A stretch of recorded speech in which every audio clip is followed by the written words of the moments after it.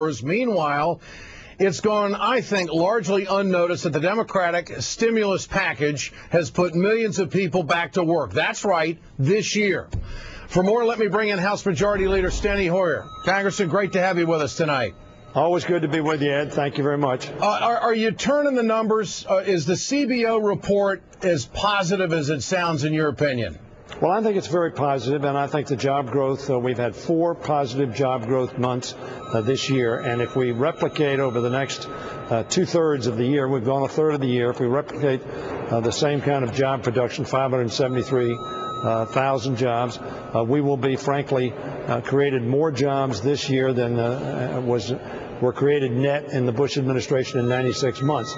That's good news, but we're not growing fast enough. We need to continue to get this economy stabilized and growing at an even faster rate if we're going to have a chance of getting people back to work in the numbers of jobs that were lost during the Bush administration. Is the midterm going to be about jobs, in your opinion? I think the midterm is going to be about the economy, and I think we're going to be able to go to the American public and say, look, we inherited an economy that was in the ditch, deeply in the ditch. The month we took over, we lost 800,000 jobs almost, and 65,000 jobs in one day shortly thereafter. So what do you make of Boehner saying that there's going to be big gains by the Republicans in November? Well, Mr. Boehner also thought he was going to win the race in Pennsylvania. He thought he was going to win the race in New York. He didn't win either one of those races. We've had 3 victories in a row in the special elections. Now, we didn't have a victory in Hawaii, mainly because we split the vote, and it was a winner-take-all. We took about 63% of the vote, and the winner took about 38-39% of the vote. We think we'll win that seat back.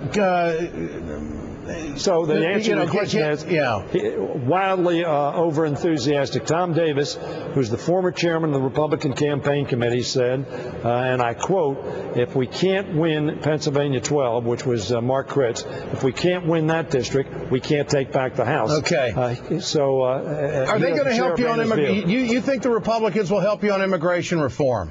Frankly, I think, Ed, the Republican strategy is to see failure by Democrats and by the president. The problem with that, of course, is when we don't solve problems, it's not Democrats that lose, it's our country that loses.